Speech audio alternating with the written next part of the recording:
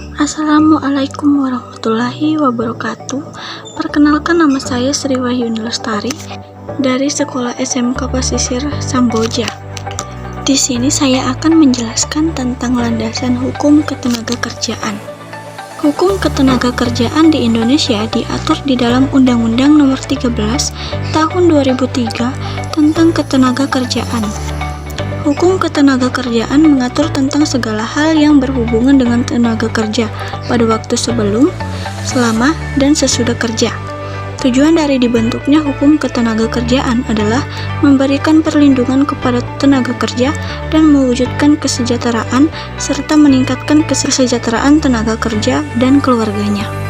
Hubungan kerja terjadi karena adanya perjanjian kerja antara pengusaha dan pekerja atau buruh.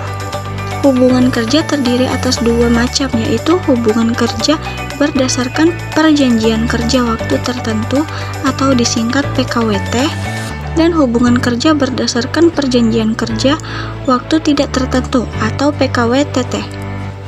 Pengusaha memiliki kewajiban untuk memenuhi hak dari setiap pekerja. Hak pekerja tersebut yaitu hak mendapatkan perlakuan yang sama tanpa diskriminasi atau berbagai dasar, hak mengembangkan kompetensi kerja, hak beribadah menurut agama dan kepercayaannya, hak mendapatkan upah atau penghasilan yang sesuai harkat dan martabat manusia, serta hak mendapatkan perlindungan, kesejahteraan kesehatan, dan keselamatan kerja. Prinsip dasar ASN memiliki beberapa poin, yaitu A. Asas penyelenggaraan kebijakan manajemen ASN. B. Prinsip ASN sebagai profesi. C. Nilai dasar ASN. D. Kode etik dan kode perilaku. Prinsip dasar ASN telah dijelaskan pada Undang-Undang Republik Indonesia Nomor 5 Tahun 2014 tentang Aparatur Sipil Negara. Aparatur sipil negara atau disingkat dengan ASN terdiri atas dua profesi, yaitu pegawai negara sipil atau PNS dan pegawai pemerintah dengan perjanjian kerja atau PPPK. Asas penyelenggaraan kebijakan manajemen ASN memiliki beberapa poin juga. Yang pertama, asas kepastian hukum mengutamakan landasan peraturan perundang-undangan, kepatutan, dan keadilan. 2. Asas profesionalitas mengutamakan keahlian yang berlandaskan kode etik dan ketentuan peraturan. 3. Asas proporsionalitas mengutamakan keseimbangan antara hak dan kewajiban sebagai ASN. 4. Asas efektif dan efisien merupakan penyelenggaraan manajemen ASN harus sesuai tujuan dan target yang harus dicapai secara tepat pada waktunya dan harus sesuai perencanaan yang telah dibuat serta ditetapkan. 5. Asas delegasi merupakan sebagian kewenangan dalam pengelolaan ASN dapat didelegasikan pelaksanaannya kepada kementerian, lembaga pemerintah non-kementerial, dan pemerintah daerah. 6. Asas keterbukaan mengarah kepada segala bentuk penyelenggaraan manajemen ASN harus bersifat terbuka untuk layak umum atau publik. 7. Asas persatuan dan kesatuan mengandung arti pegawai ASN merupakan perekat negara kesatuan Republik Indonesia. 8. Asas keadilan dan kesejahteraan merupakan pengaturan dalam penyelenggaraan ASN harus mencerminkan pada asas keadilan dan kesejahteraan untuk memperoleh kesepakatan akan fungsi dan peran sebagai pegawai ASN. 9. Asas kesejahteraan merupakan sebuah asas yang digunakan sebagai dasar penyelenggaraan ASN yang diarahkan untuk mewujudkan peningkatan kualitas hidup pegawai ASN.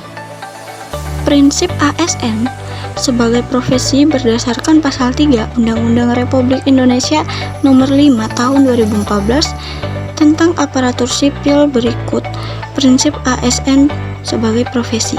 Yang pertama, nilai dasar. 2. Kode etik dan kode perilaku. 3. Komitmen. integritas moral, dan tanggung jawab pada pelayanan publik. 4. Kompetensi yang diperlukan sesuai bidang tugas. 5. Kualifikasi akademik.